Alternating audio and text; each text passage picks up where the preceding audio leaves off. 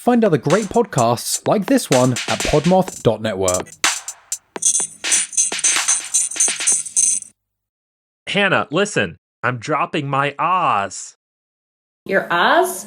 No, my ahs. Huh? Maya's? Maya's what? Not Maya's. I'm dropping my ahs. You're dropping your S? My ahs. Are your ears not working or something? Who's wordy now? Who's wordy now? Who's out there ready to be getting down? Just me and you. Are you wordy too? Who's getting down with you? Listen, my friend, right to the end. We'll talk it all through somehow. You've heard the song, now come along. We're getting down and wordy now.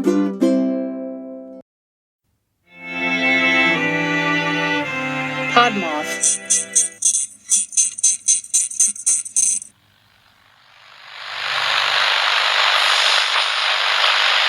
Dans notre cours au quotidien, c'est sur Terre.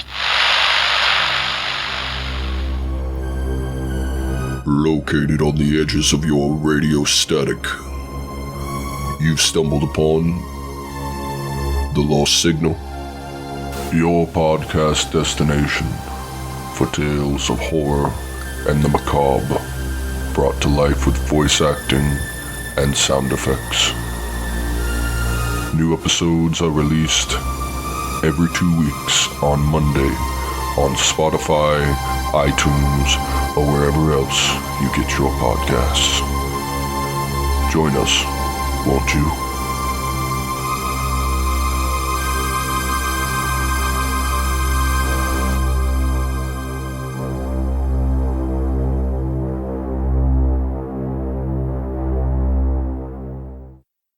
Welcome to Getting Down and Wordy. I'm Russell Perkle. And I'm Hannah, and I'm also on the podcast. And on this podcast, we talk about popular music and language. And etymology, and ahs, and ohs, and oohs. Yeah, this is actually, I think, our first pronunciation episode that's just focused on a pronunciation topic, which is pretty cool. So, yeah, if you are struggling with how to pronounce English, you're not alone. Yeah, don't come to us for help, though. This is also our second of an episode series, second year in a row of doing a 100-year-old song. So last year we did Yes, We Have No Bananas, which was the most popular song in 1923. Now we're doing It Ain't Gonna Rain No Mo, which was the most popular song in 1924. Which, Russell, tell me the story behind why you chose this song. For that reason. I mean, it's like the year's almost over. I like doing this 100-year-old song thing, and this was the most popular song. So this is the song we're doing.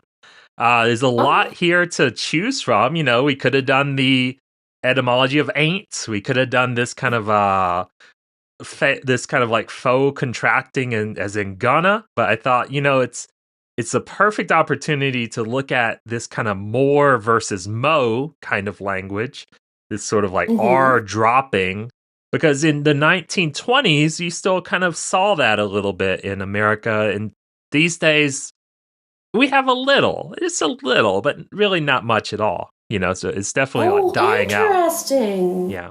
Wait, so the R dropping, that's not like a progression, that's just like a phase? It's for us in America at least, we're progressing towards more R-ishness, Nice. In the UK, on the other hand, they're probably progressing towards less, right? You think pirates had anything to do with that trend? In a roundabout way, there's kind of a relationship there. We can talk about it when we get into it. Sure. But first, hey, Russell. What? What's a pirate's favorite letter? I almost tried to make some variation on that for the opener, to be honest. But I was like, no, I can't think of anything that's more clever than the actual joke itself. So I decided to do something different. Oh, wait. So you think that the answer to that joke is R? No, I know the full joke.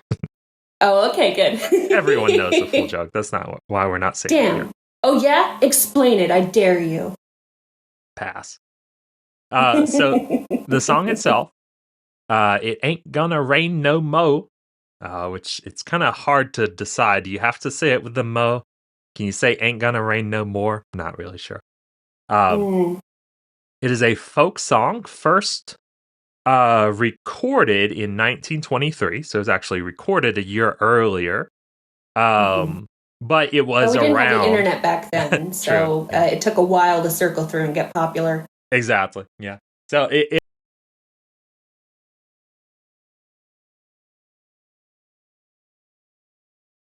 to have existed at least since the 1870s.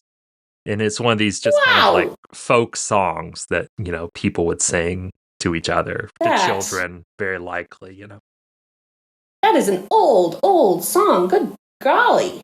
Quite old, yeah. And it sounds old, for sure. No one's mistaking this for a modern song, I think, 150 years old. Wow. And it doesn't look over a day. So the first person to record it, actually make a recording of it, was, I forgot his name, honestly, but Wendell Woods Hall, also known as the Red-Headed Music Maker, presumably because his hair. Which sounds like a serial killer name, I'll be honest. The Red-Headed Music Maker. Red-Headed Music Maker. Would be a great kind of like movie serial killer name for sure. Is it just because redheads are like kind of inherently just a little creepy, just a little, just a tiny little bit. And I'll be so honest. The video that you sent, I got the impression that he was like high-key racist. Just because of his face, and it sounded like he was appropriating a lot of slang that ain't white. Like, yeah, it's funny how the like line between like appropriating a black scent and having this really southern country sounding racist white person accent, they almost meet, for certain accents, which for good reason. Tried to do a couple of he also tried to do a couple of Beyonce riffs, which was weird. Just like yeah. How come she could do the country thing, but he can't do the Beyonce thing? I don't get it. No, but because this world is against white men. That explains it. Yeah, that explains it. This is what I always suspected and expected. And like on his album cover, it said like country and jazz vocalist, and I'm so fascinated by this idea of jazz and country somehow being fused together, because in our modern times, that's really hard for me to imagine. Like what jazz has become now and what country has become now. Yeah, but back in the day, if when a jazz musician and a country musician love each other very much, I think they make blues. Yeah, I think so. Something like that. Mm-hmm. Yeah, or maybe blues came before country. It's it's something that even a cursory stroll through music history would let us actually know and be knowledgeable about, and yet we have not done that. So here we are. We're not historians, we're etymology amateurs. Etymology tiers. Need the more tier endings on words. Why just volunteers and musketeers? I don't get it. And why did the musketeers not have muskets? I don't get it. I went to a wedding last year, and it was just so mawkish and emotional that even the cake was in tears. Pretty good. So Wendell Hall, born 1896, died 1969. Always amazing to think of people born in the 1800s and dying in like the hippie era. It's kind of mind blowing. Gen Alpha is going to think the same thing about us. We were born in the 1900s. Definitely. I mean, we're not like, I think the the people who'll have the most shock factor, of course, people born in like 1998, 1999, they'll feel really wild for good reason. I mean, they're born like not pre-internet, but pre-internet, like when the internet got really big. You know what I mean? Pre-Y2K. Pre-Y2K, yeah. And it's kind of the same for Wendell Hall, because like, again, this was the first recording of this old song, just because there weren't really many recordings there.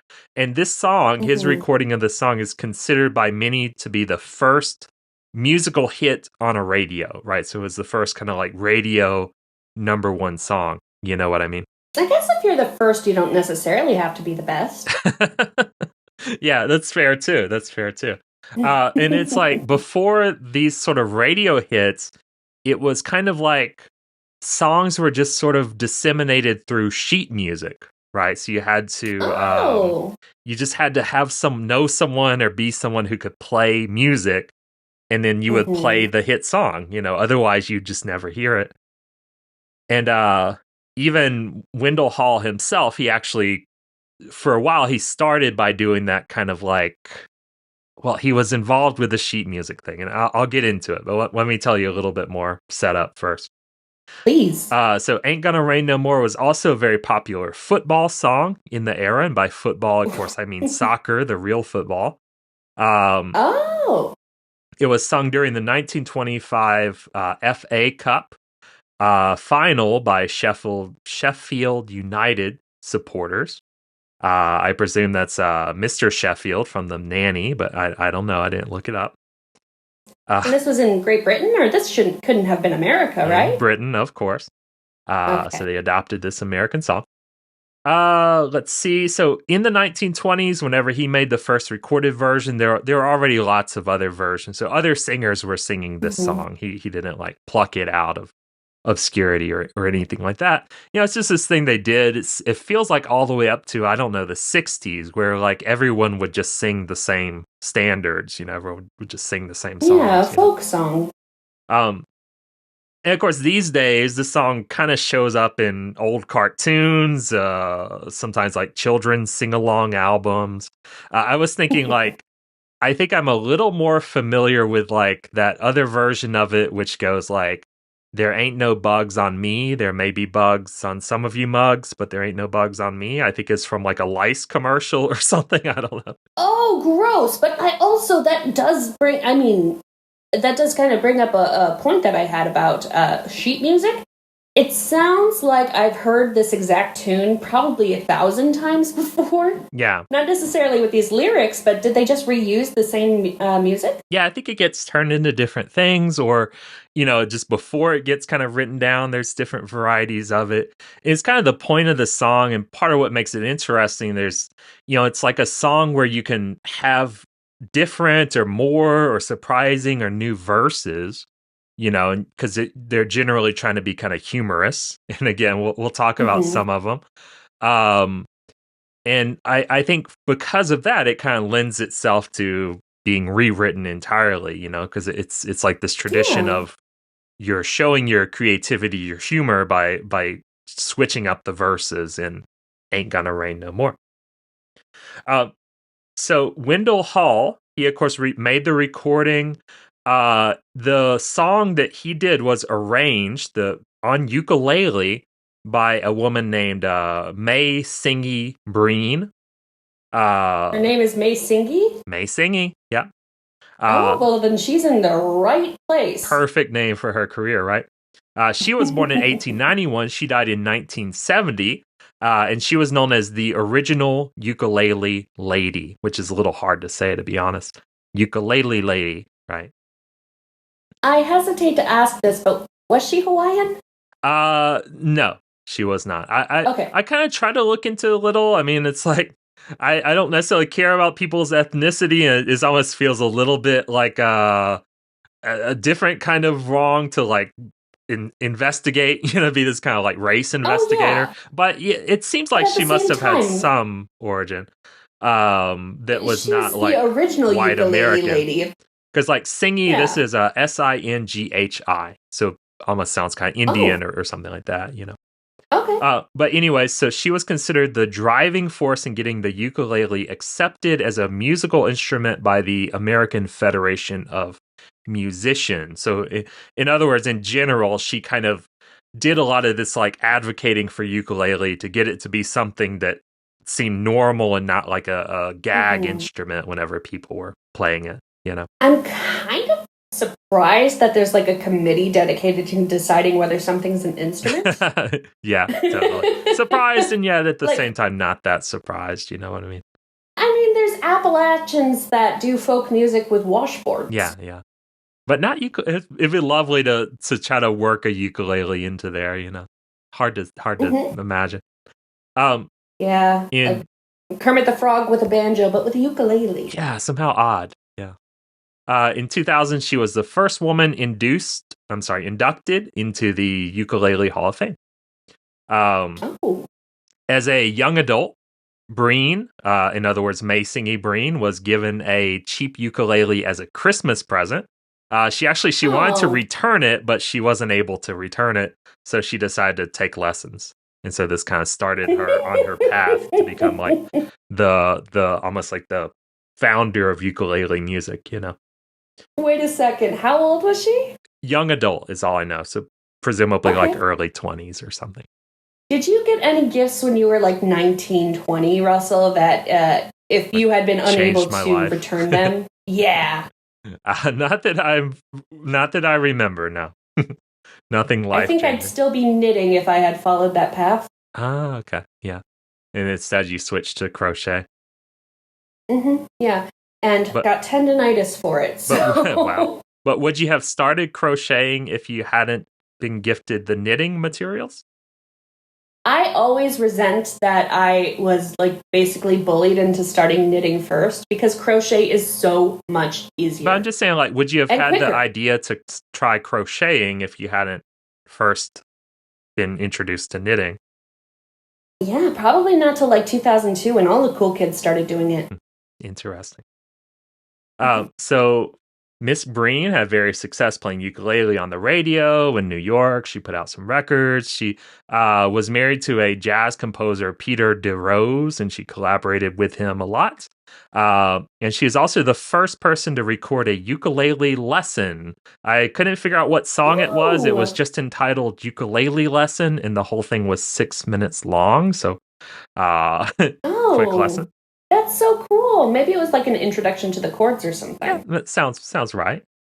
Her citation in the Ukulele Hall of Fame states, she convinced music publishers of the commercial value of ukulele arrangements and pioneered the inclusion of arrangements on almost all printed copies of popular music. So in other words, like I was saying, we had this kind of sheet music system before we had radios.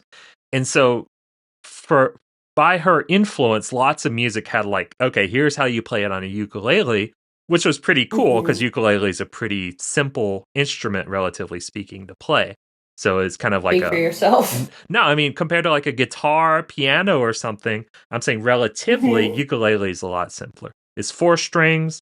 They're tuned in such a way that you can play it open without having something discordant. So it's simpler, trust me. Can I say I really enjoy like this backstory of our theme song by Patsy Walker? Yeah, so true. Yeah, she kind of it's almost like May Singy Breen was the Patsy Walker of her day, I suppose. Kind of finishing up this little quote about her from the Hall of Fame. Her own arrangements appear on more pieces of sheet music than those of any other single person in history. Amazing. Whoa, right? That's incredible. Okay.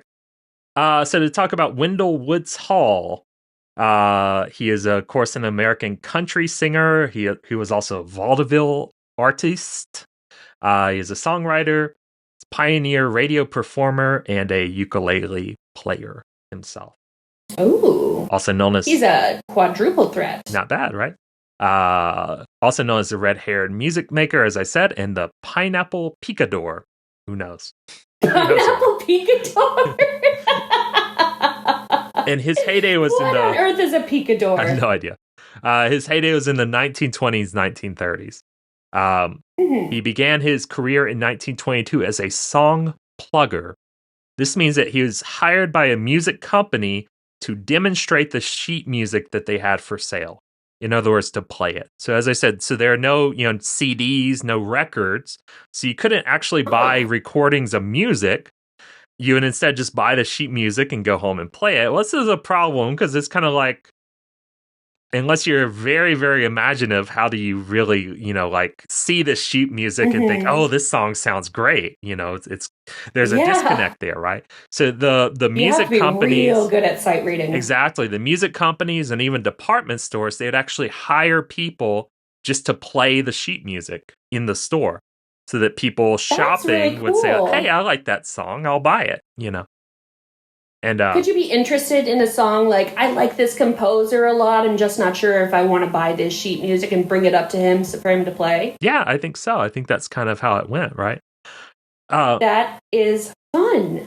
And so Wendell Hall, before he became like a famous, rock star or whatever, that was his job. He traveled the country, going to music stores, radio stations, whatever, and he would play the sheet music that this company sold. That's cool. It's like a human jukebox. It really, really is. Yeah, yeah. It's like it's kind of like the guys in grocery stores that are like selling samples. It makes me wonder, like if I were in the store and I saw the like song sheet music player, would I like kind of avoid them out of social awkwardness? The same way. You avoid the samples, folks? Oh yeah, yeah.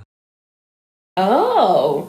You feel judged as they watch you walk down the aisle, not even making eye contact? No, I just don't like human interaction in general. That's fair. And then you also wonder, like, do people go up to the song sheet sampler and just make them play way too many songs? Play Freebird! Exactly. In vaudeville, he sang and played the xylophone. But then he discovered the ukulele and he switched because it was more portable. You got this big xylophone. You can switch to a little ukulele a lot easier. Much better. Eventually, he got so famous that he had his own radio show. So obviously, he is hugely famous and successful. In some ways, it's hard to like overstate or hard to communicate how much of a star this guy was, because it's like in that era, it was like there were not that many other music stars in this way.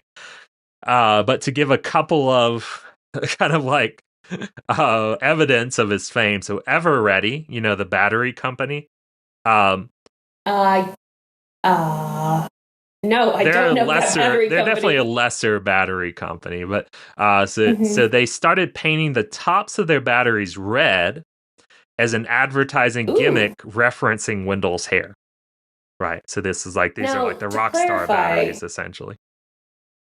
Was this from the era where batteries were kind of made of toxic materials like lead? I had no idea what batteries were made of back then, but it sounds right when you say it. Yeah. Well, the paint almost certainly had lead in it. I can't imagine that it was very safe to use these batteries. I would assume, yeah, but I mean, 1920, I kind of think everything was poisonous and bad for you. So, this is the generation that was smoking cigarettes. So I think maybe batteries were the least of their concerns, at least they're not putting them in their mouth, I don't think. I put a couple of batteries in my mouth in my day. Yeah, I did too, actually. You get the 9 volts and you touch it to your tongue and it makes has that weird, almost like a taste. It's like you can taste the electricity. The forbidden taste of batteries. People always talk about umami. People never talk about the taste of electricity straight from the battery. The other thing, a music instrument company sold a special ukulele with a picture of Wendell on the head and red tuning pegs. So the Wendell. I'm sure it was popular back then. Nowadays, I think that would be because all the pictures I've seen of him, he looks like a ghost. Like they use this hand-painted photograph where his face is sheet white with just like orange hair. Yeah. And like the original. That's a little bit Michael Myers. The original Ronald McDonald, I suppose. Yeah. Oh, very Pennywise. Right? He could have done a good jingle for McDonald's, I'm sure. Totally. Even Wendell's marriage was performed live on radio in 1924. It's the first radio broadcast wedding in history, and I would hope it was the last. I don't really see this being a thing that kept being done, but again, it's Did we do Tiny Tim yet? Have we done Tiny Tim? Yeah, Tiny Tim. You're asking, like, have we done an episode about him? No, we haven't. Yeah.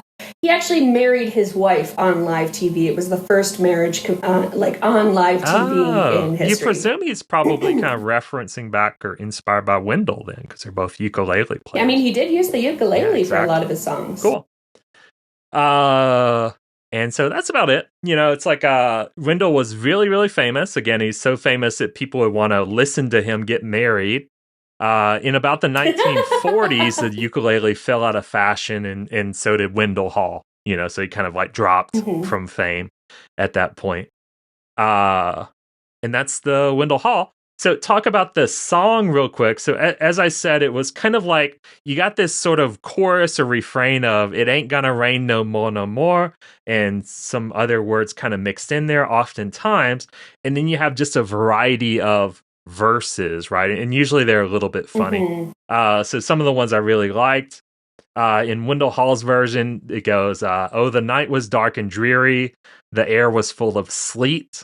The old man stood out in the storm. His shoes were full of feet."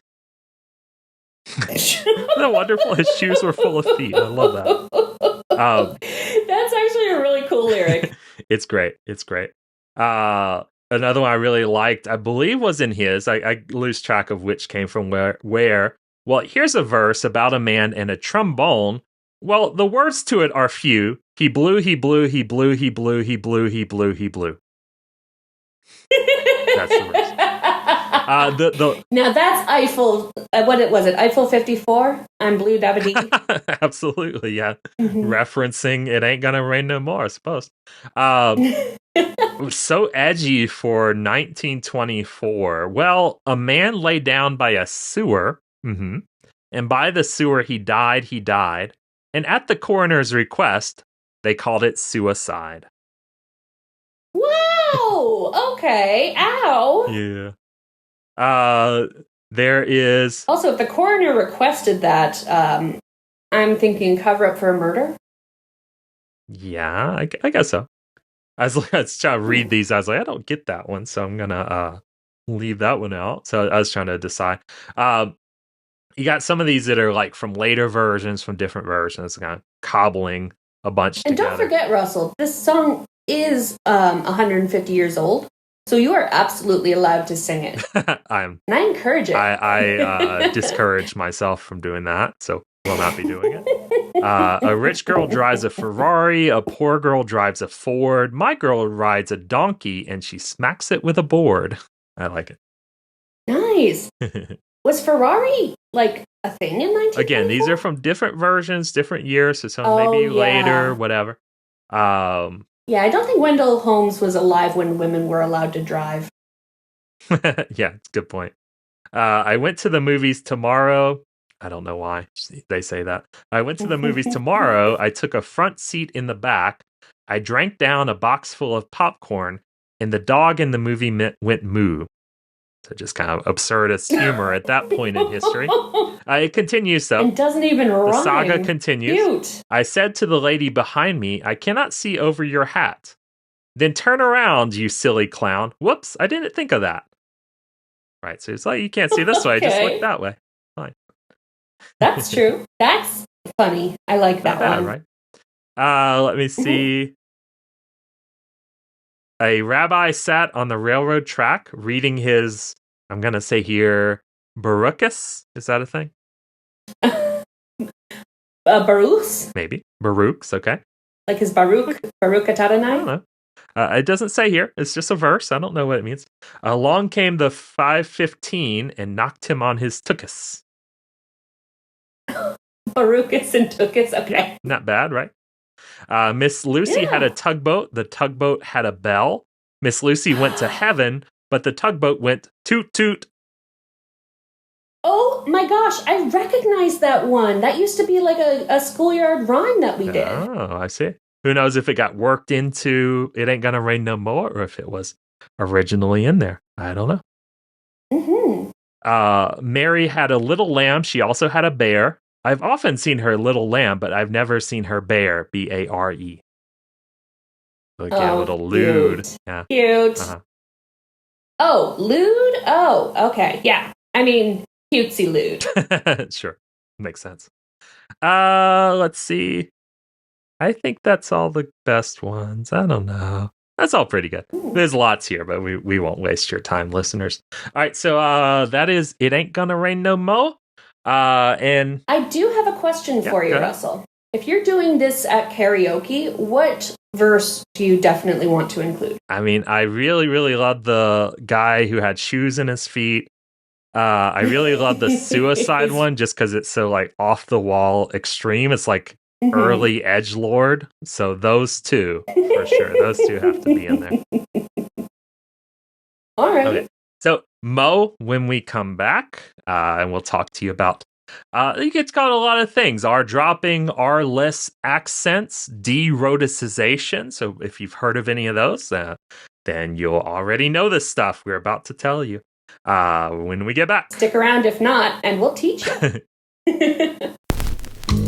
Hey there, I'm Dave, and I host Six Picks Music Club with my two buddies, Jeff Rowe and Russ. We talk about 6 songs on a playlist that need a theme to a topic that we've already decided on. Just real quick, do you meet themes? Do you meet them? Okay, no, I don't know. I guess what's the... Russ, could I get a ruling on the verbal phrase meet the theme? Jeff, I don't know. I'm not fluent in the spoken word. People just don't say meet the theme. They say fit a theme. And every week we talk about 6 songs that fit a theme. All right, okay, fit a theme. Guys, we're going to have to re-record this. My Okay, and Dave, don't forget, it's Six Picks Music Club, not your dark web pod, Sex Picks Booty Grub. Getting down and wordy with Russell and Hannah. Whoa, whoa, whoa. Welcome back to Getting Down and Wordy. Yeah, the letter R. Perhaps the most interesting letter in the language. It's the letter pirates say. It's the first letter of my name. It's a letter that's in many arguments halfway between a consonant and a vowel. It's a letter that colors many other vowel sounds. And it's also a letter that's like, the way that we say it in English is largely unique to English. There's a couple other languages that make the same type of R sound as us, but not that many.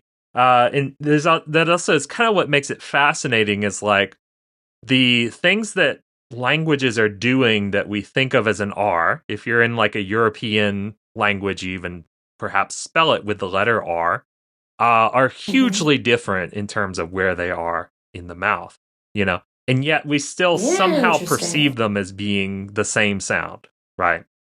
So like whenever Italian speaker or Spanish speaker trills their R to say a word like I don't know, rojo, and whenever a English speaker does not trill their R at all and says a word like red, somehow we perceive this r in red and this r in rojo to be the same sound, even though they're really not related at all.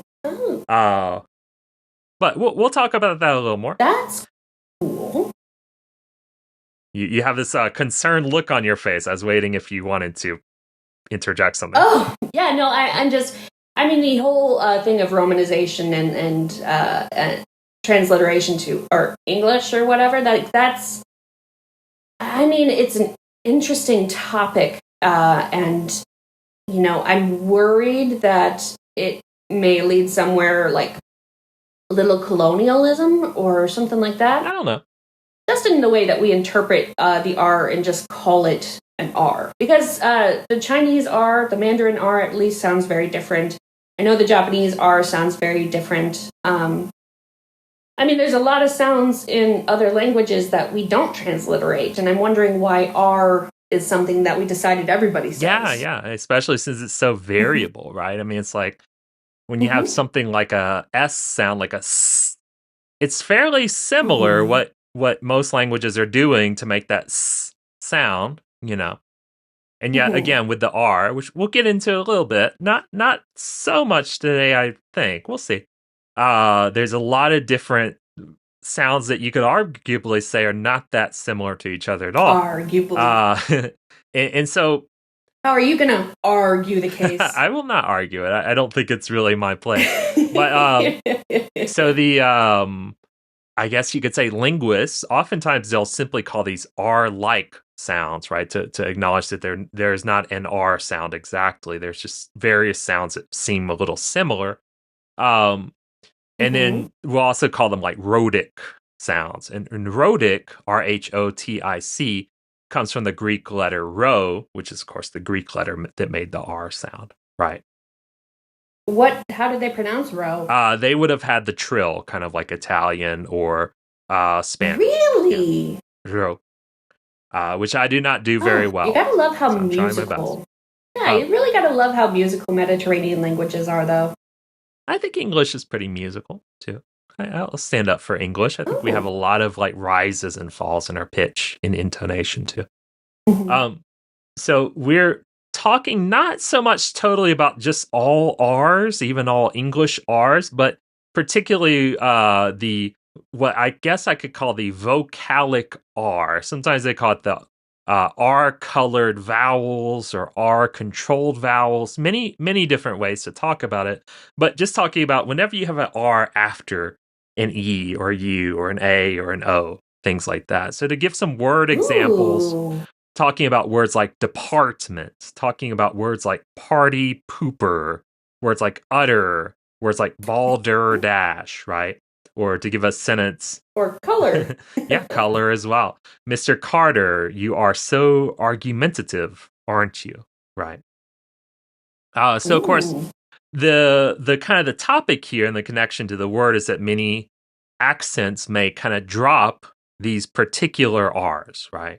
And these are sometimes called non-rhotic accents, sometimes called R-deleting accents, R-dropping, R-vocalizing, R-less.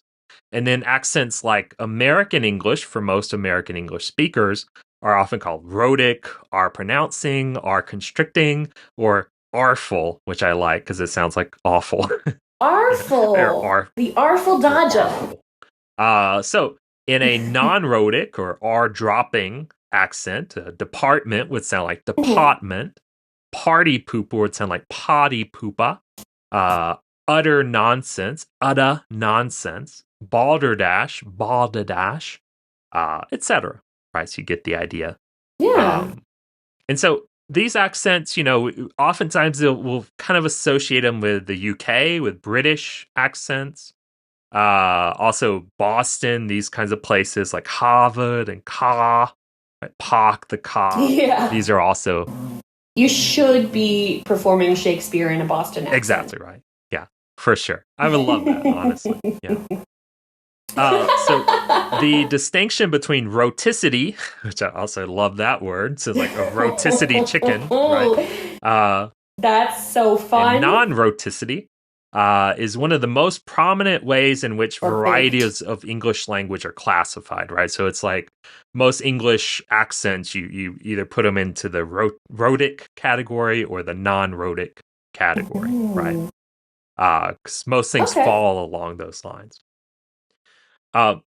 Furthermore, in English, many of the vowel shifts affect only vowels followed by R. So what we're saying there, it comes back to this like Mary, M-E-R-R-Y, Mary, M-A-R-Y, and Mary, M-A-R-R-Y thing, where when we have spellings of a word, we have a vowel and some R's. Oftentimes, these are the things that kind of float around and get changed up because the spellings are very, very mixed up anyway. And so you get kind of like a variety of different pronunciations. Got it. Okay, so the fact that the colored R vowel is like almost standard across English is just probably a simplification. The colored R vowel, so in American English, there's about 6 possible R vowels, right? So think about some F words with me. Probably not the one you're thinking. So think about a word first. We get a R vowel like in first. Same R vowel we get in like turn or teacher or church or nurse, etc. That's first. Think about a word fear. We get an ear sound in fear. Think about a word fair. We get an air sound in fair. A word far, we get the R sound. For, we get an or sound. Fire, we get an IR sound. So that's the 6. You get ear, air, or, R, IR. 6 R vowels. Ooh. Right. Which you can notice in English spelling that the spellings for these R vowels are totally mixed up. Right. So you've got ARs making R sounds, ARs making OR sounds in a word like warm or ward. OR making an sound in word, but an OR sound in store, etc., etc. Right? EAR makes the ear sound in fear, but the air sound in where, on and on and on. So they're all mixed up. You gotta feel bad for anybody learning English as a second language. One of the harder things, for sure. One of the harder things about it. So again, this is kind of a special feature of English. So these R-colored vowels, where the R starts to merge into the vowel, these occur in less than 1% of all languages. But they occur in 2 of the most widely spoken languages in the world. English and, any idea what the other one is? French. Mandarin. Really? Intriguing note, in Mandarin, there also seem to be some R-dropping dialects. With Beijing Mandarin and Southwestern Mandarin, they rhoticized the ending of some words, which other dialects of Mandarin do not. Right? So actually, the existence of a kind of sound there in some words is like the hallmark of like, oh, this person's from Beijing or this person's from Southwest China. Oh, cool. I never picked up on that. One more thing, Quebec French has R-colored vowels, which is fascinating because France French does not. That makes so much sense because I think I've said it before, the Quebecois accent is just the cutest thing. That's why you think it's the R's? And those sounds like a little puppy? I don't know if it's the R's. Yeah. No, I love the Quebecois just accent. Like you're reacting to the similarity to English. It's like has the R vowels just like we do, perhaps. Yeah, probably. Feeling the familiarity. For sure, yeah. Okay. So again, we're kind of really looking at these vocalic R sounds, these vowel R's today, because these are the ones that change in accents. But to talk about the R-like sounds, the rhotic consonants, so what we think of as an R, also called liquid consonants. These are liquid consonants? Yeah, I don't know why exactly. I'm not quite sure how we settled on that, for it, to be honest. I think because there's something about the movement, this idea of liquid as in changing, mutability or something. I don't know. It's really interesting, and I have to give credit to American linguists or English linguists because there's a lot of really evocative terms. So true. Liquid R, rhotism. It's really cool. Colored R's. It sounds really cool for sure. Traditionally, these sounds are represented by symbols derived from the Greek letter rho, including the R in the Latin alphabet. It's, as we said, it's difficult to characterize this phonetically, right? Because there's no singular common manner or place of production. So in other words, everyone does it differently in every language. Even inside of English, in America, American speakers, most phoneticians, I guess you'd call them, believe that there are 2 styles of making an R in English. Other phoneticians say, well, it doesn't really matter. It's just this part of the tongue that's actually important. But most, the let's say, believed to be true assessment of the situation is that actually even Americans, we make R in 2 different ways. Which I can... Can I propose a What's third? the third? the backwards R in Toys R Us. Oh, you mean in terms of like spelling? Yeah. I mean in terms of like the, the phonetics of what are you doing with your tongue. So like to give a sense, and I don't know, I'm probably skipping ahead of my own notes, but like to me, in my opinion, the English R, essentially the important thing you're doing is your tongue is pulling back in your mouth, so you're almost like retracting like the head of a turtle. The muscles in the back of the tongue are getting strong. They're kind of flexing, and you make kind of this hump there. And so then the air is kind of vibrating a bit over that. You get sound. And that's called a bunched R by most people who do phonetic stuff. The other one called a retroflex R. A lot of that's still happening with the back of the tongue, but the tip of the tongue is coming up as well. And not quite touching the top of the mouth, but it's still coming up. So you get It sounds the same, honestly. Sounds the same. But anyways. But since they're so different, let me see. As we said, so there's no singular common way of making the sound. So how do we say, okay, these are all rhotic sounds in these different languages? Linguists say they're carrying out similar phonological functions or have similar phonological features across different languages, which is not really a satisfying answer. But no, it's not. I think in all cases, they have something kind of like a fricative-like kind of like this vibraty kind of sort of sound to them, right? So they all sound a little bit growl-like, or a little bit like you're almost like bumps on a road, almost like the sound of a car driving or something like that, you know. So to go through the different kinds of R's then, there is the trill, also called the rolled R. And this is actually the most common one. So most languages in the world that have an R-like sound have the trilled R, actually. So to most languages in the world, I have is unpronounceable for the two of us. Yeah, that's true. So even in the IPA, the International Phonetic Alphabet, this is the sound that the letter R represents, right? So if you see an R in phonetics, it's talking about the trill. The English R, on the other hand, in the International Phonetic Alphabet, it's an upside down R. They turned it upside down for us. So some popular languages which have a trilled R are Bulgarian, Swedish, Norwegian, Frisian, Italian, Spanish, Russian, Polish, Ukrainian, Dutch, and Old English. So we used to have a trilled R as well. So the key to making a trilled R, this impossible R for us Americans and most English speakers to make, will not really help much, but I really like it because it sounds like it will help, but it really doesn't. So I'm going to quote the whole thing. The key is to tuck your tongue behind your upper front teeth, resting the tip on the alveolar ridge, that small bony ridge just behind the teeth.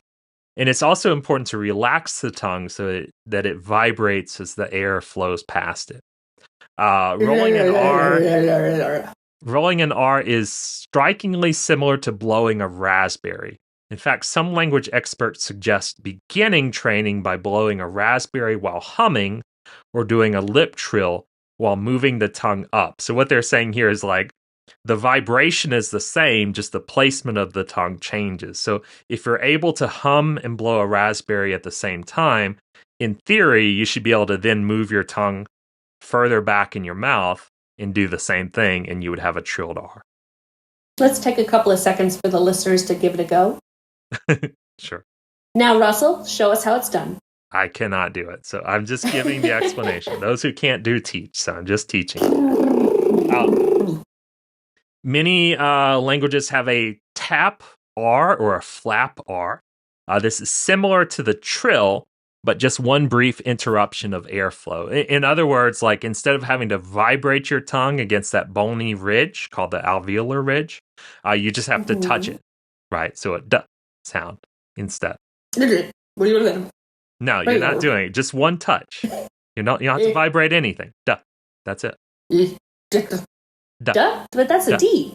It's a D for us, or something like a D. It's not exactly the D, but it's like the D for us. We perceive it like a D. Human mouths are confusing.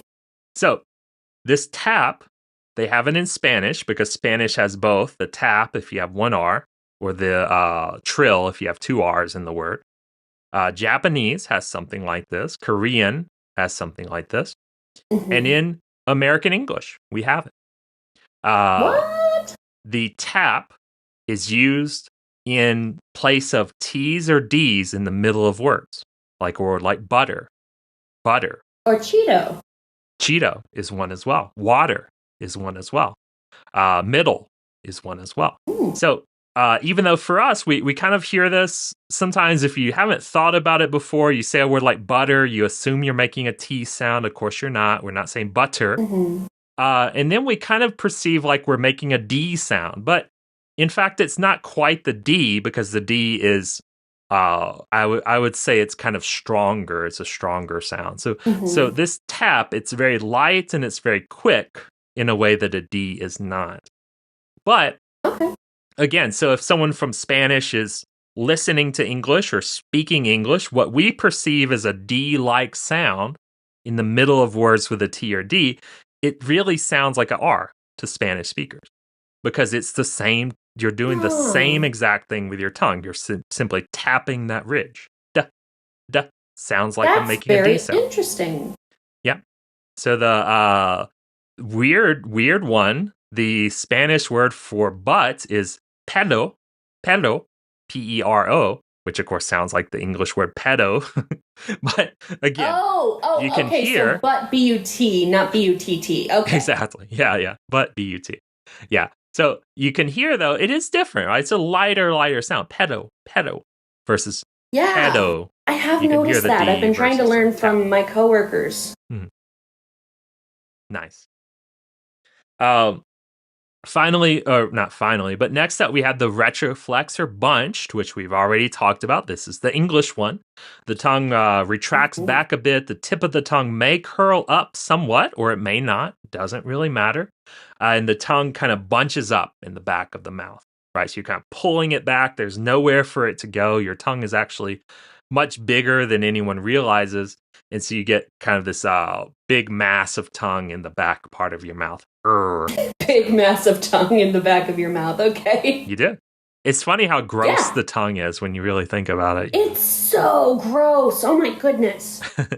But it's like we have it. We're using it right now. It does so much, and yet it's like weirdly one of the more disgusting parts of the body, I don't like thinking about tongues. Right.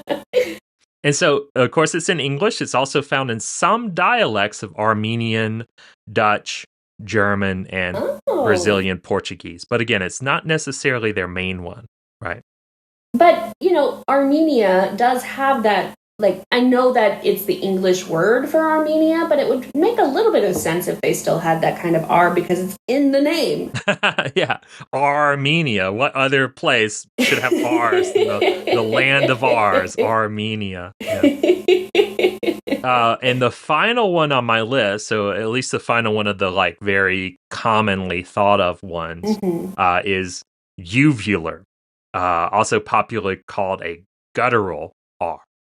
In this case, the back part of the tongue approaches the soft palate or even the uvula of the throat, right? So this is that throaty R. Is that something that you can pronounce or no?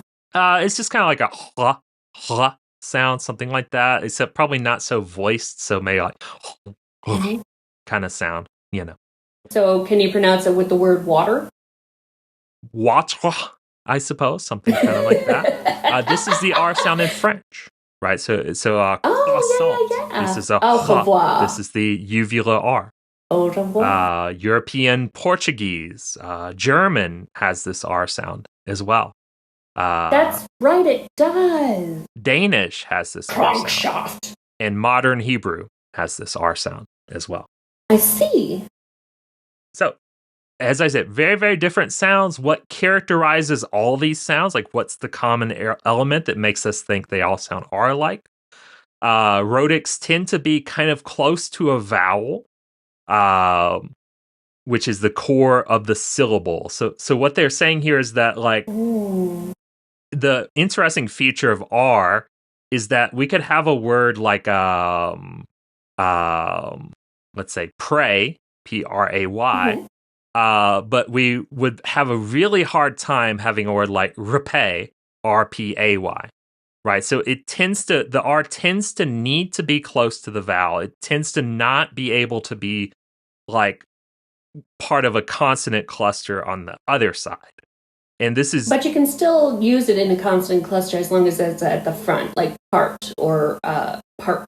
Exactly. And in that case, of course, the R is more connected to the vowel, right? So it's R. And so it's, again, it needs to be right next to that vowel, right? In the same way, it would be hard to say padra, right? Something like that, where it's after that T. And this is kind of the feature that they're arguing is shared in most R-like consonants in most languages. It tends to need to be close to the vowel. This because the R itself is kind of vowel-like. So, it's hard to explain these things without getting like way too technical, which I know we already are. But most times whenever you're making a consonant, something is touching something. So usually like a B sound, your lips are touching your lips. A V sound, your lip is touching your tooth. A T sound, your tongue is touching the top of your mouth. A K sound, the tongue is touching the top of the mouth and the back. R and a few other letters, such as L, W, Y.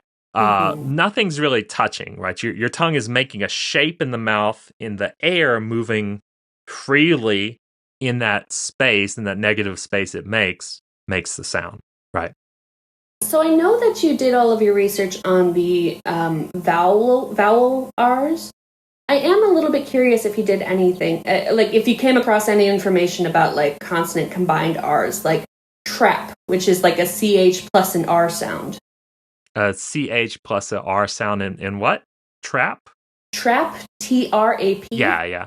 I mean, so this is about R in general, right? So we are talking about the R just in general now. And again, it matters that the R in trap is right before the vowel. So this is kind of where R's tend to go. I think you're asking about like, why don't we say trap with a T sound? We instead say tra, right? We tend to say this. This is just... It would even make more sense if we said trap. Yeah. This is just co-articulation. It happens more often than anyone realizes. So generally speaking, the phonetic sounds you make are influenced by what sound is close to it and what's easy for our mouth to do. Like how much travel does your tongue need to do to get there? It's the same thing that happens in education. You notice we get a j. We don't say education. We say edu. In the same way, or like what you doing, we get that ch sound from what you doing. This kind of stuff happens all the time in language, Oh, okay, cool. Okay. So as we said, rhotics tend to merge with vowels. So we see in languages like British English, German, Danish, the R tends to occur after a vowel and may be lost, right? So this is what gives us this kind of like rhotic versus non-rhotic, or R versus R dropping that we get today. Got it. Try to decide what to skip over here, because of course it's getting quite long. So because we're Americans, we need to cut corners. Absolutely, yeah. We have short attention spans. So back to talking about just the R dropping. So just the R after the vowels getting lost, right? So currently the rhotic dialects, the languages that keep all their R's in English, include most of Scotland, Ireland, USA, and Canada. These are kind of the main R-full languages of English. I do love a Scottish accent. It's got a lot of R. And it really does kind of want me to watch a musical about the Artful Dodger. Would be great, yeah. I mean, I think like what we think of as a brogue, right? It's often kind of this heavy R-ishness to the language, Yeah. Currently, the R dropping dialects are Wales, Australia, South Africa, most of England, and New Zealand, right? Oh, okay. In the northeastern and southern U.S., rhoticity, I love that word so much, depends on I'm never some gonna stop loving that word. socio-linguistic variable. So what they're saying is this post-vocalic R is deleted depending on some social factors such as socioeconomic status, age, which just means older people tended to have more R dropping because they're from an earlier era, ethnic identity, and the speaking context, right? So it's like you could still find these instances in English where people are saying like gangsta instead of gangster, for instance, stuff like that. Yeah. But it's, for the most part, it's fairly rare. You know, it's like it's not really the thing that characterizes most English speakers. Yeah, and having said that, this kind of just reminds me that I think I was raised with a sort of bias against R dropping, like it was a classist thing. There's a lot of classism involved, even back from the very beginning. But it's also like, I think it depends on how exactly are they dropping the R's, right? Because it's like, if you hear a word like gangsta, you know, this is like, sounds like Black American English or whatever. And it seems like lower class in some sense for some people. But on the other hand, if you hear like, again, ka, you know, you're not thinking this is like a person in the ghetto or something saying this. You know, it sounds like a New England aristocrat or a British person or something. Yeah, you know, so it sounds like a Kennedy. It's yeah, it does. It's like a Kennedy thing too. So it's really fascinating how the same aspect of the language both is a signpost of low socioeconomic status and very high socioeconomic status, you know. So maybe there's just no difference in language and we're just being weird. Yeah, I would say so. So this split seems to have originated in London in the 1850s. Working class speakers began dropping the R sounds at the end of words. Back then, this was considered lazy, vulgar, and an undesirable way of speaking. So when it started in London, it was considered very low class and uneducated to do it. In fairness, it was the Industrial Revolution. Nobody had enough energy to finish their works. None of the working class. Could have been the influence. They were working 14 hours a day. They're like slurring because they're like exhausted. Yeah, it makes a lot of sense. Totally. Over time, though, this change spread. It soon made its way to all the levels of the social strata in southeast England and beyond. Right, it reached the Midlands, it reached North England, it reached Wales. Until today, we find that most British speakers do not have this R, this rhotic R, after the vowels in their language. Yeah, it's Harry Potter. Exactly right. So, you know, why did it happen? Well, generally, you know, we have all these trends of simplifying consonant clusters, simplifying the way we say things. We just all do this all the time. I mean, again, it's the same thing that gives us words like train with the ch sound or what you're talking about with the ch sound, etc. We just tend to try to conserve energy in language. You know what I mean? Yeah. So if you got... It's the exact opposite of a transatlantic accent. If you get decreased effort without decreased intelligibility, this is generally the way the language goes. It's like path of least resistance, you know. Got it. And you see that with lots of other words, like we can conjecture that a word like night, K-N-I-G-H-T, you can conjecture that originally we probably were saying knight, right? But didn't really need that k sound. It's not that easy to hear anyway, so it dropped. And probably even we were probably saying knight, right? So there's probably a sound that GH in there made too that, again, didn't need it, you know? So it was... It does look very Germanic. It does, right? So we could do without it. And again, this is just something that happens all the time in a language, right? We were talking Except in German, because you still have to pronounce Knopf. I mean, presumably German probably has other stuff that they stopped pronouncing. I don't know. I haven't read about German history, you know.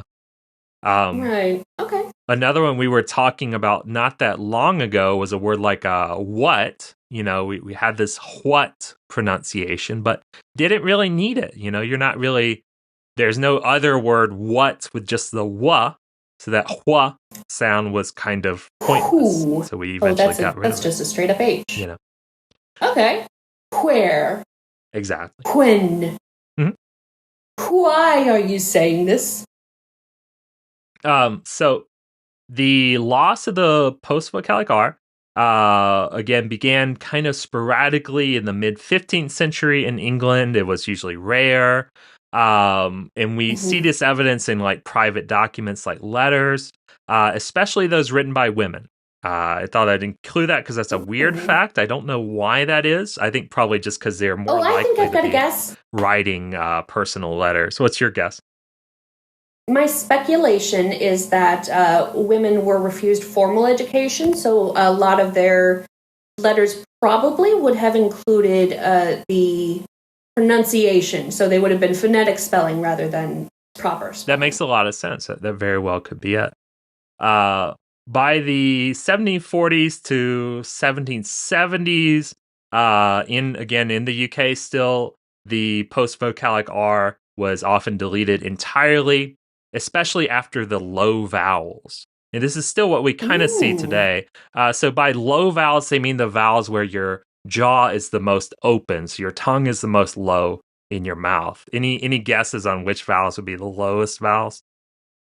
I'm gonna guess ooh or e. That's very, very fascinating because this is actually precisely the opposite. So those are actually the highest vowels. So really? think about your own mouth for a moment and feel how close your tongue is to the top of your mouth when you go e, and feel how narrow your mouth is, how close to being closed your jaw is. E. Now, on the other hand, what do doctors have you say when they want to look inside your mouth? They have you say, ah. And that's because your mouth gets really, really open for that, right? The other one would be ah, as in cat. Your mouth gets really, really open for this as well. So, is it just with the A, or does it happen with the other vowels too? The lowest ones are the ah and the ah. I is also quite low, but you go quite high for the last part of the sound. So I is what's called a diphthong. Again, we're losing listeners as we speak here because it's so technical. But so I is a combination of something like a ah sound plus an e sound. So you get I becomes I, right? So you get real low and then go real high. Thank you very much for explaining what a diphthong is, because I feel like a lot of people don't really have a great concept, including myself. Well, that's like I see diphthongs and I'm like, I've heard that word. It's useless information. It's like, why do you need to know diphthongs? Although I do have it on our might be a new Pokemon to-do list. I really want to do an episode about diphthongs, and the thong song will be the song choice for it by Cisco. Okay. So, and it's really very logical, right? Because you have these vowels where you open your mouth a whole lot. Your tongue is really, really far from being kind of high up in your mouth because your tongue's attached to your bottom jaw. And so it's actually a little bit difficult to go ah and then come up with your tongue to go together. And in a word like car, where you're going ah and then And so it's a lot simpler. Just drop that R, just go ka. Yeah. Save yourself a lot of stress, honestly. Are there dialects that pronounce R as ah? Like, you doing better or something like that? Yeah, of course. I mean, the opposite happens. So, like, you've got like word like water. You see some dialects in America where they'll say like water, and you see R coming in where there wasn't an R before, Adding an R. That's right. We do that sometimes. Just to bring up the pirate. So, of course, not all British English is R-less. There are some R even after a vowel in English. The stereotypical pirate accent, this is not really particularly how pirates talked. I mean, maybe by chance some pirates talked like that. But this is actually a West Country England accent. So the Southwest region of England known as the West Country. The reason why we associate this particular accent with pirates is because there was a popular string of pirate movies in the 1950s starring an actor from the West Country named Robert Newton.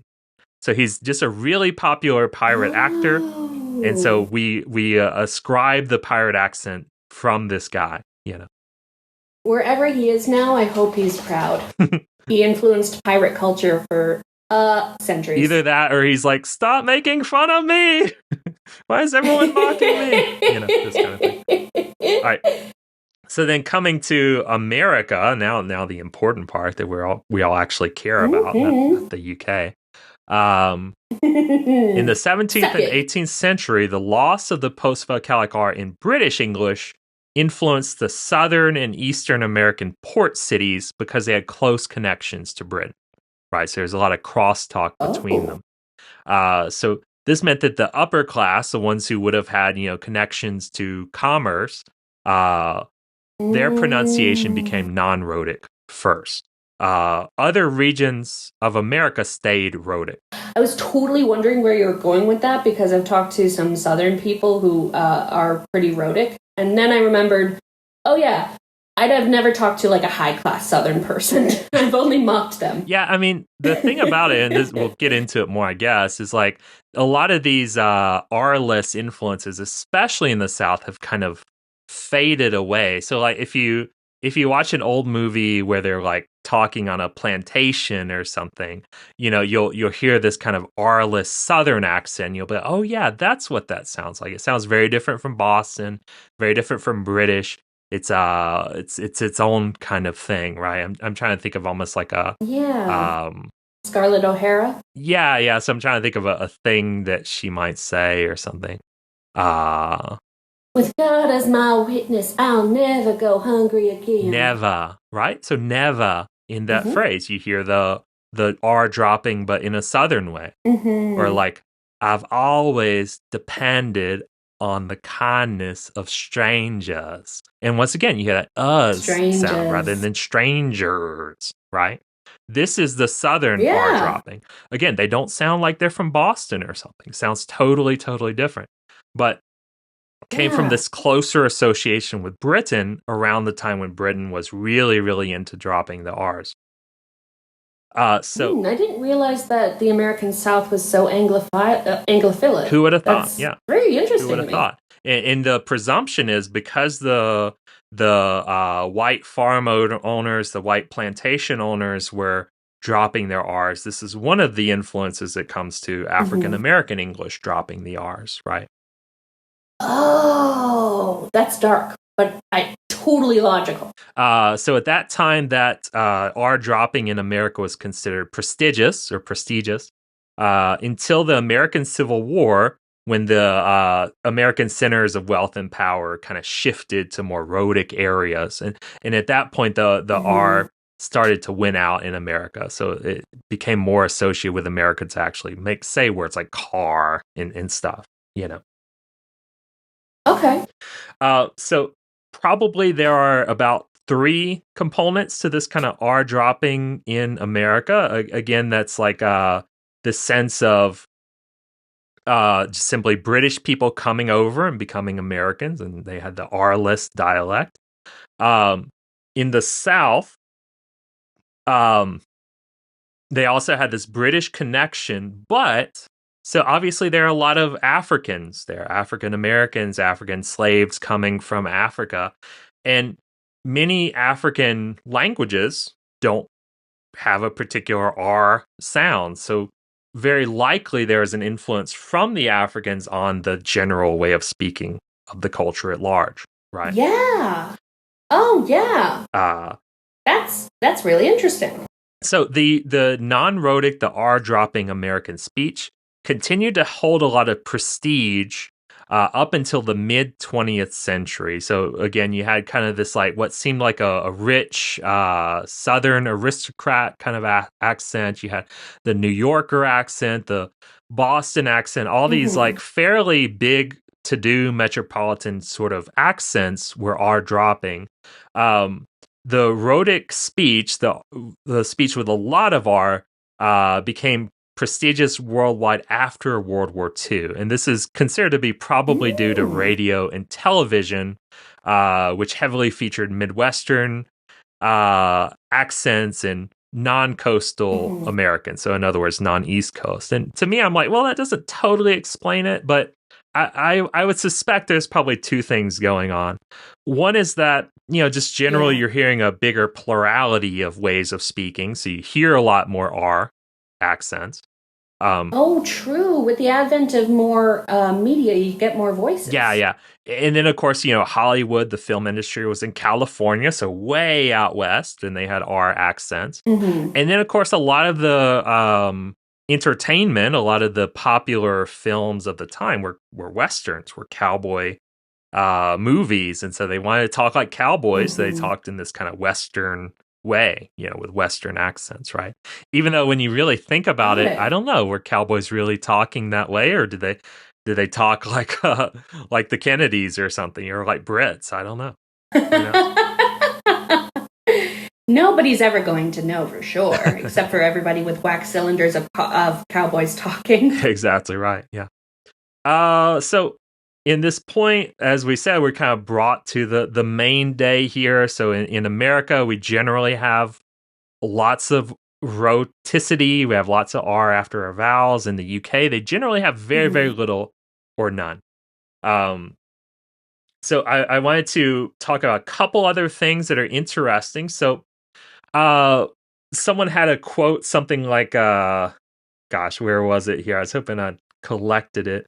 But they basically said, like, for every R that's lost, it appears somewhere else, right? So you may, again, thinking about the Kennedys, you may have noticed, rather than saying idea, they'll often say idea, right? What's the big idea? Yeah. Which is so strange. I guess it's good that we R cycle them, but... Yeah, it's good to have the R somewhere, right? So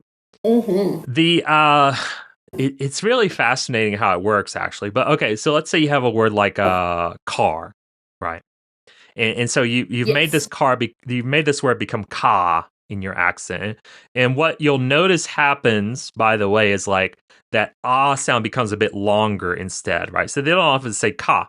They say ka, and you can notice that there must be something there because they're extending that vowel, making a longer vowel. Yeah, it's like they replace it with an H or something.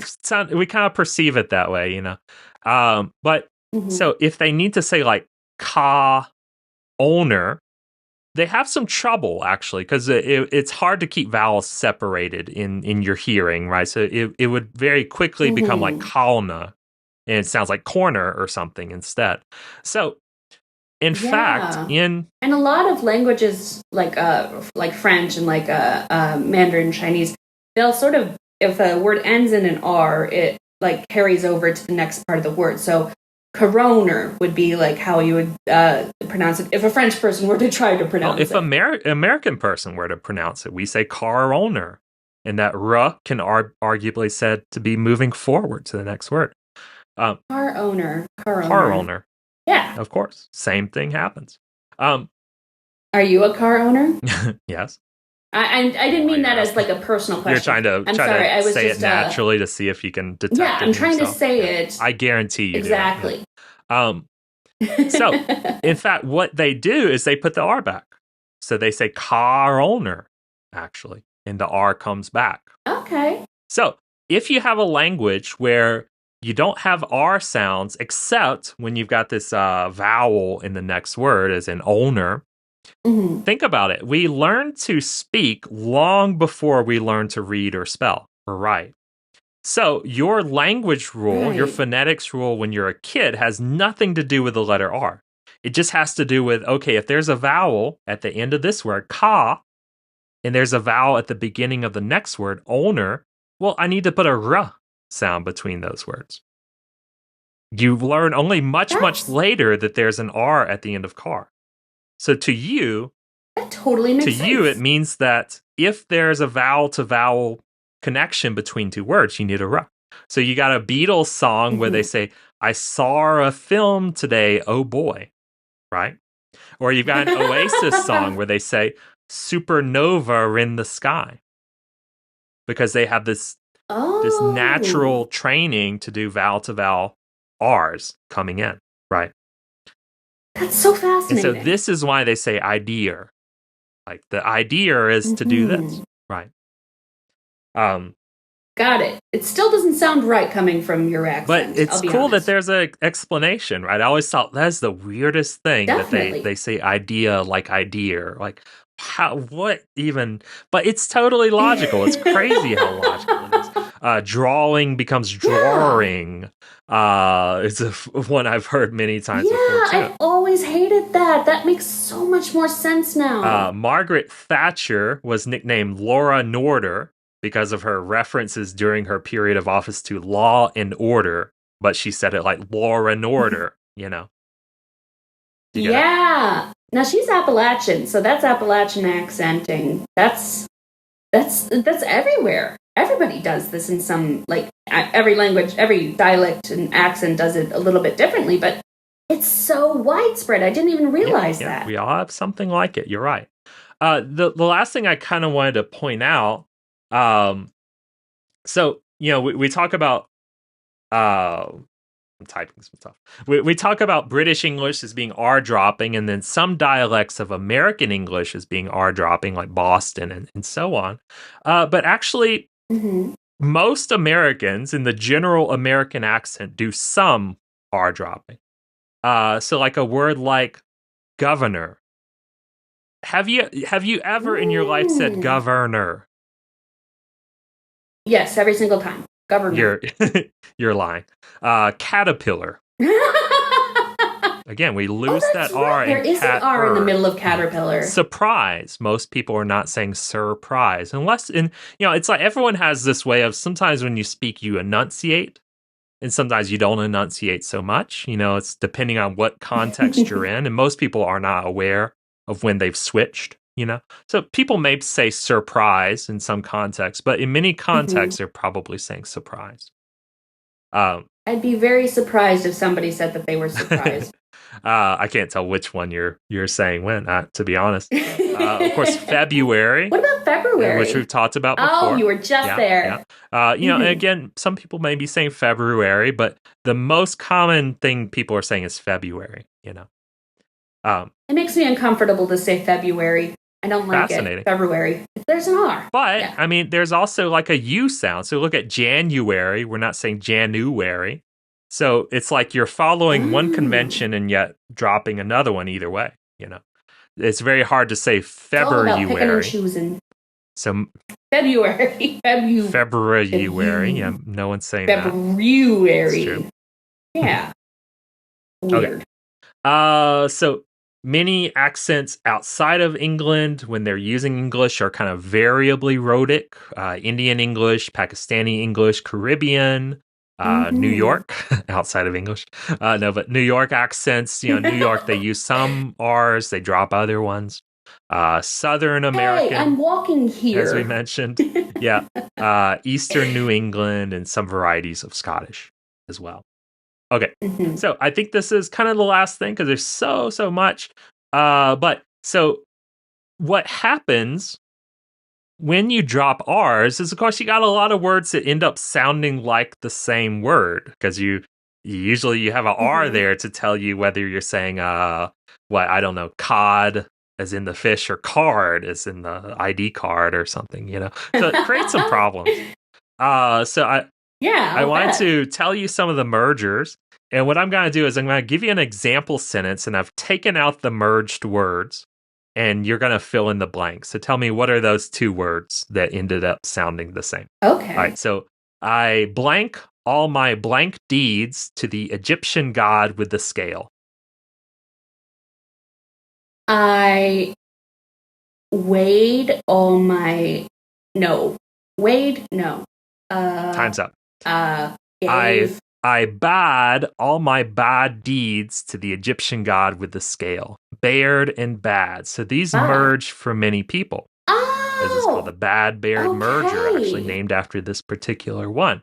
So some North American accents, New York particularly, And something that happens here, and so I probably have not read it very well, didn't give you a great reading, is that on the same hand, the ah sound is in bad has become kind of like a ah, so a bed, right? So I bed all my bad deeds. In other words, I almost sound like Christopher Walken or something all of a sudden.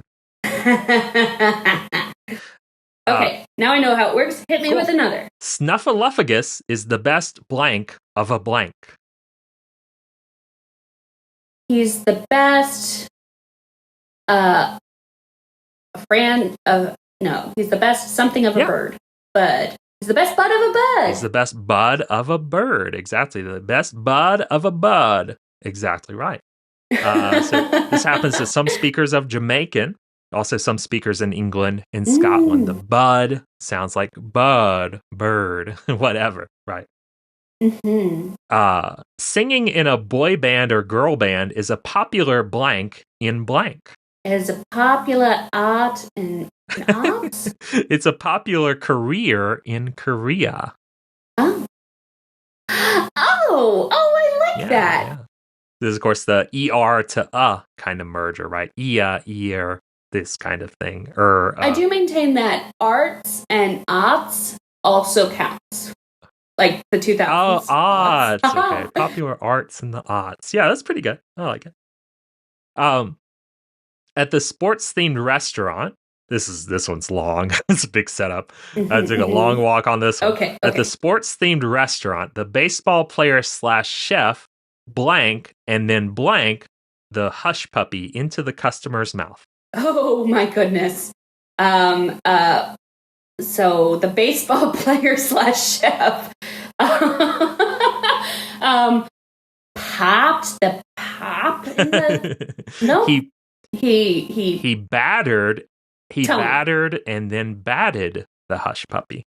Oh, okay. Yeah. So you got kind of like, I have not been to a sports themed restaurant. Kind of like erd and ed sounds, because of course you got batted, without the ed, without the in it, and then you got batted, but batted becomes batted pretty easily. So he batted and he batted it. Sounds the same. Nice. You're good at these. We also get this same kind of thing. So we get a lot of that with the ed, like the past tense endings, so words that ended with ed or ed sound the same. Also with the plurals, right? So bleachers and bleaches, for example. So would both sound kind of like bleaches in both cases, Yeah. What else? Let's see. Trying to figure out what the word was here. The blank hard hat wearing timber blank is a very loud lumberjack. Timber what in blank? The blank hard hat wearing timber blank is a very loud lumberjack. Okay. The blank yellow hatted What word sounds like yellow? Yeller. So I got the yellow hard hat wearing timber yeller, because he yells timber, is a very loud lumberjack. Right. Oh man, you're so much better at so these than I am. So in this case, I mean, you know the answers, but you're still really good. In this case, there's a couple things going on. So of course, the O and yellow, some people kind of, I don't know what you would say, kind of merge this into an sound. So they might say yella, a yella hat, and then of course the and yeller also becomes an so you get yella for yeller as well, right? So they merge in that kind of way. This happens in Cockney accents, also Southern accents, and Appalachian accents, actually. It's kind of funny to me to think that like data and dater could be kind of similar. So the other thing that kind of amused me about this is like, because of that, those R's that come in, the R's that get included between vowels, like in a Cockney accent, tomato and cucumber would sound like tomato and cucumber, right? So you lose an R in one place and you gain an R in another place, and it's kind of fascinating. There's always a set number of R's spoken on this Exactly right, yeah. It's like the soul going into the new baby when someone dies or something, right? Yeah. You can neither create nor destroy mass, just redistribute Yeah, it. who knew? The very building block of mass is probably ours, All right, next one. Marty McFly blank that he would blank away if he didn't convince his parents to bone. He thought that he would thought away? He Thought away? feared No. that he would fade away. He feared. He feared that he was fade away. Fed that he would fade. Okay. Exactly. Yeah, something like that. Present in Jamaican and some instances in England. If you blank, I'm sorry. Yep, that's it. If you blank and blank, why is your partner so uncool? If you I was trying to make a pun here, but it's a very bad pun. If you blank and blank, why is your partner so uncool? if you chill and chiller? No, chiller. Okay, If you tell me. aren't an ant, why is your partner so uncool? Do you get it? If you aren't an ant. Uncool sounds like uncle. Terrible joke, I know. So, of course, here we've got aren't. You lose that R and it sounds like aunt. And, of course, aunt. Many British people pronounce it like aunt as well. My little sibling used to have a speech impediment that made them pronounce aren't as Turns out she was actually just British. I'm just going to go ahead and assume. Yeah, they were born British. They're going to be so disappointed. My blank can run blank than yours. My father can run farther than There you go. yours. You got one. Right? And of course, this and R is present in most non-rhotic accents, of course. My father can run farther than yours, than yours, I suppose. Right. Than yours. Exactly. This is like also kind of where we get, Pawn Stars, the show, which is a play on porn stars, right? Again, this kind of like dropping of the R after a vowel, Dude, that went so far over my head, but it makes so much sense. The baker had too much blank to fit through the blank. Too much flour to fit through the flour? Too much flour to fit through the floor kind of makes sense. He had too much dough to fit through the door. Of course, here both get shifted to just dough, right? As in our song today, Ain't Gonna Rain No Mo. This O merger. Ain't gonna rain no dough. This is, of course, present in Southern U.S. accents, in African American vernacular English, and in some Welsh as well.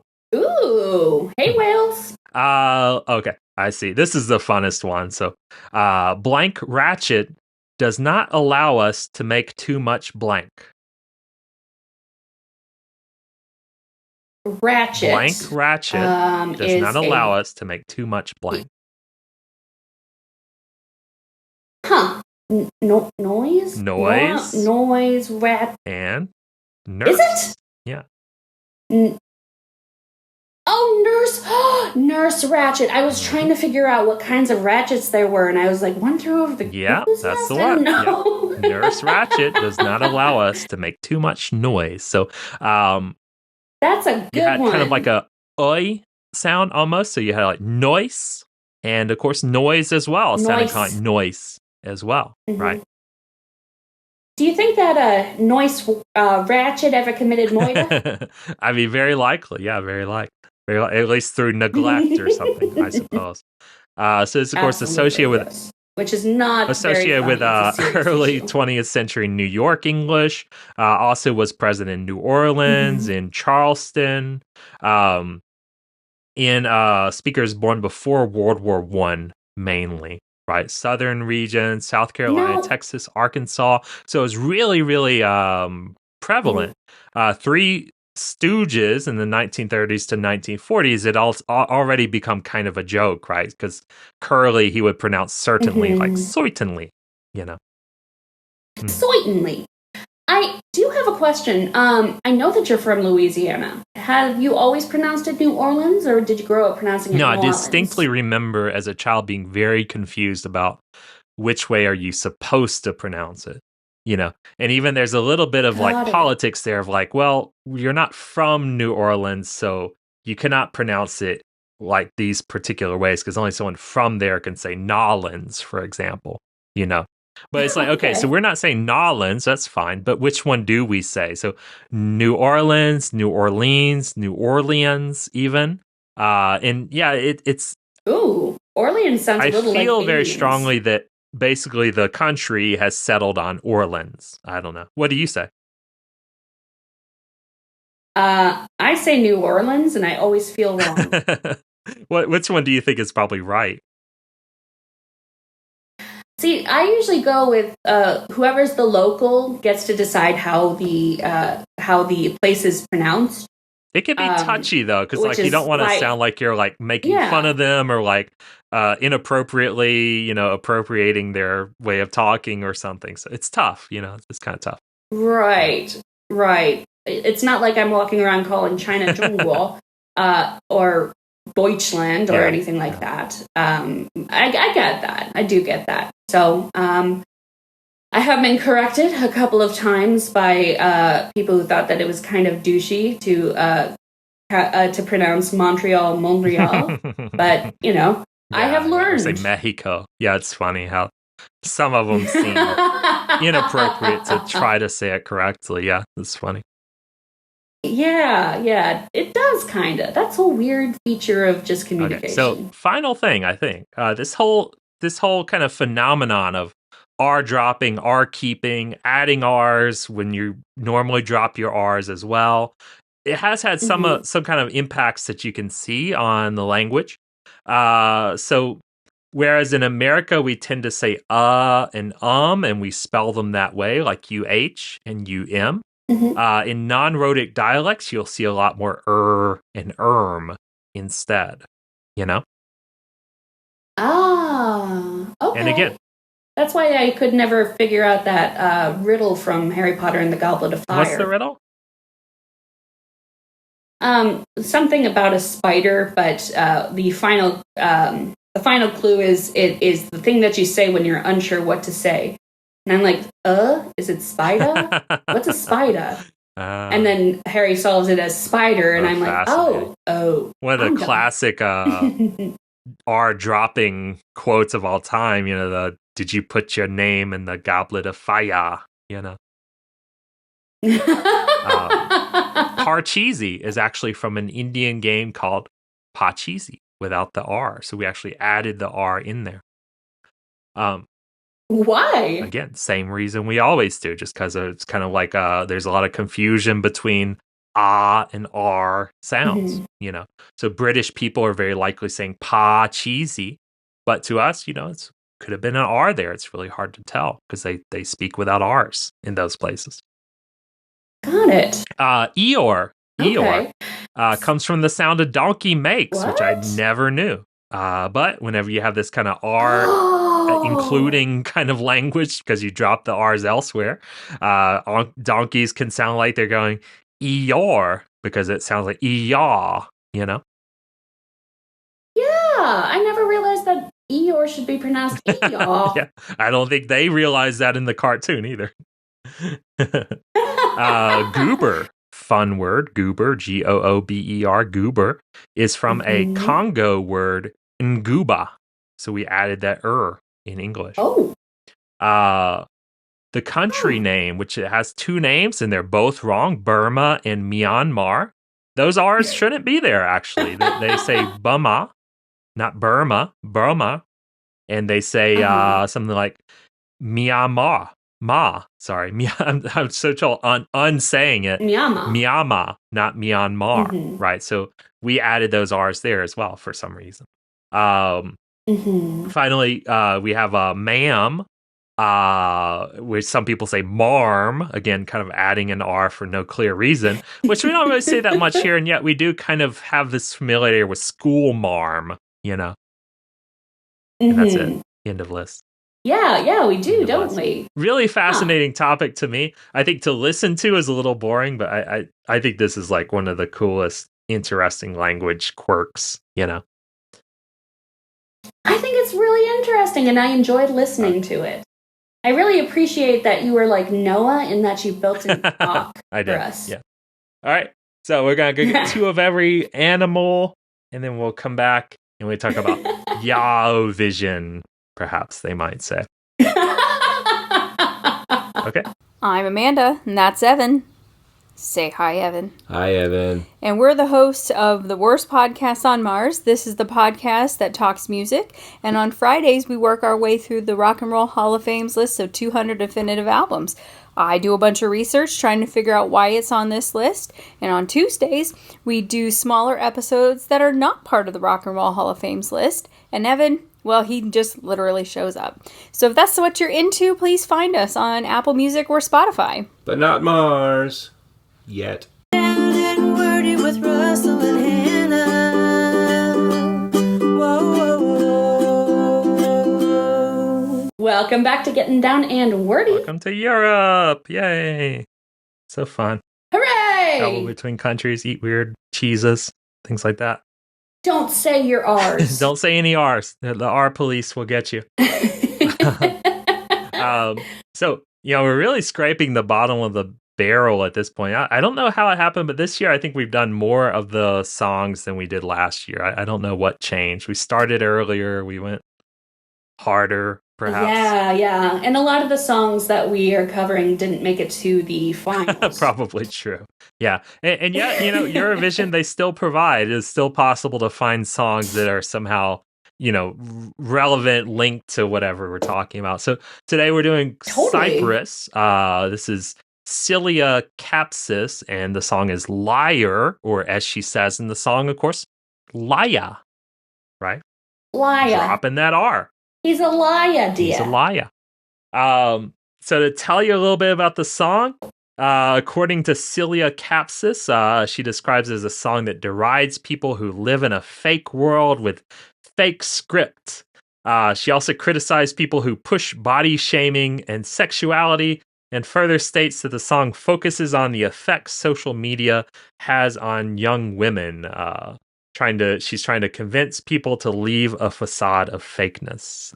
Keep in mind that she did not write this song. And, I think if you've listened to this song, I would not say those messages are really in the song. Yeah, I was gonna say, it sounds like she's like talking to a dude that cheated on her or something. I don't Exactly, which is hilarious to me, this idea of just like, this is what the song's about. I'm the singer, so you have to believe me. And they're like, that's not in the song, miss. That is not in the text. No. Yeah, but it's what I meant. This song was written by Dimitris Kontopoulos, who is Greek. I was gonna ask.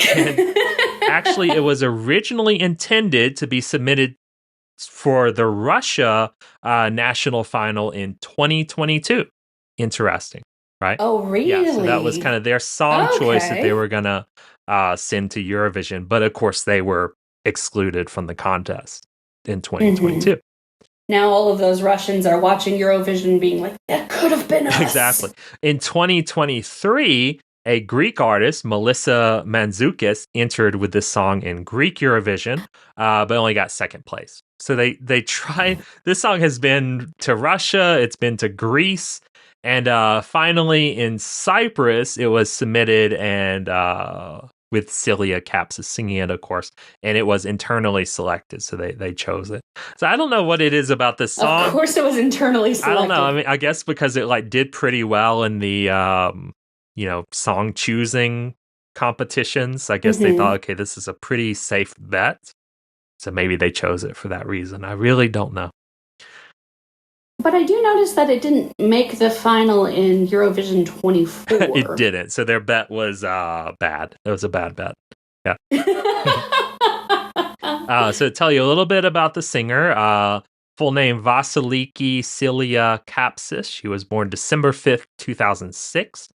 She is Australian, actually. She's an Australian singer, dancer. Really? I would not have guessed that. And, again, the R dropping, this is probably because she grew up in Australia, because that's a R-less. Yeah, Australia. Australia. Yeah. We're both saying it as if there's an R to be dropped. Yeah, kangaroo. They all say, yeah, for sure.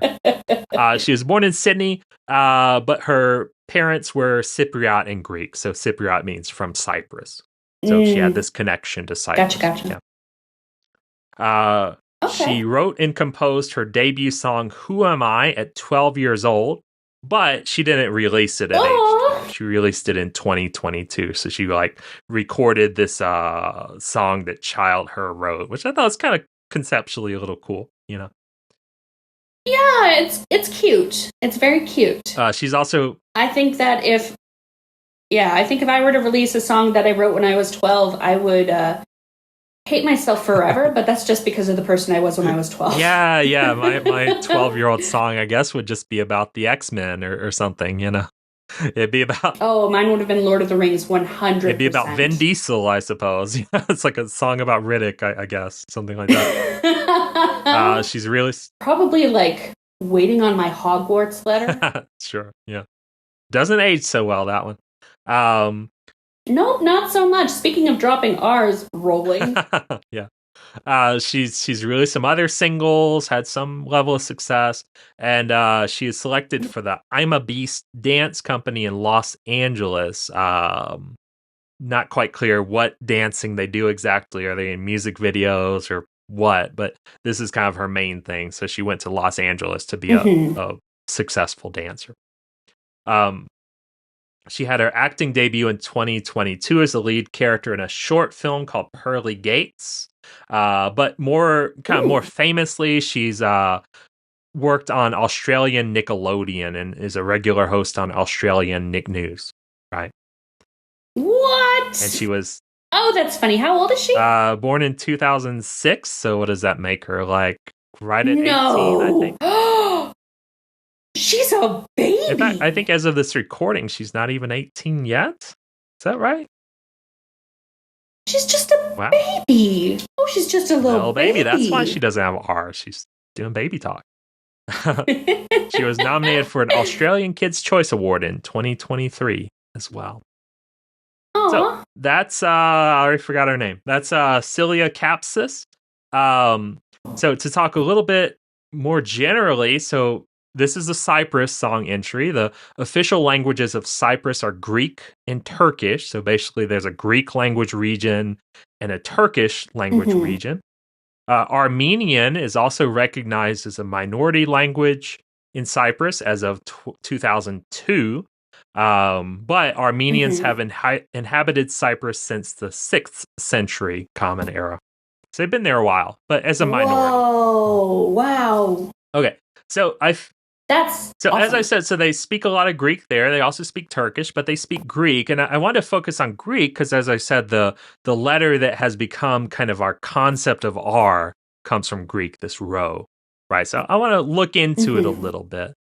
By the way, the Cypriot Greek, the Greek spoken in Cyprus, has a distinction between two R sounds. They have the trilled R, which I will not demonstrate for you here.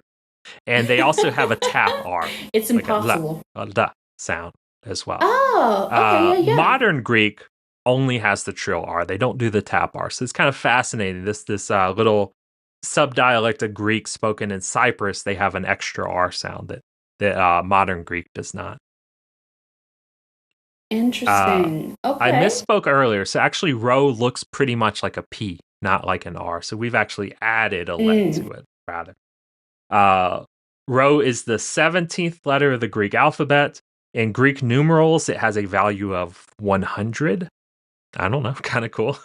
Oh, really? I thought that was C. That's in Latin and Roman numerals. So apparently they have different letter-based counting systems. Yeah. The letter rho derives from the Phoenician letter. So kind of this post-Egyptian or around Egyptian time letter, original alphabet, res or resh, which looks a lot like a P. It's kind of turned in the other direction, and rather than having a curvy head, it's got more like a pointed head. So it almost looks like a little flag like you'd see in golf or something. Oh, okay. So as you might remember from super long time ago, so this original Phoenician alphabet, they took it from hieroglyphics. So most of the letters originally came from a picture, and so they had a meaning like what the picture was. So the letter A originally looked like a cow or like the head of a bull, and you can still kind of see that if you turn an A upside down. The letter Resh was probably a head, like a human head, and it was the word for head. Resh, head, R. So this rho in Greek was an alveolar trill, so this kind of rolled R type sound. In ancient Greek, there was a voiceless pronunciation as well. So they would, and it's of course very, very hard to do, but they would have a d, like a dr sound, something like that. Again, I can't roll my R, neither can you, so it's kind of, we cannot represent this for the listener, but they would have what we think of as a rolled R. And then they'd have the same thing, but with the voice cut off. So the same difference between b and p, or v and f. Somehow they would have a voiceless version of la, right? I don't know what it would sound like, honestly.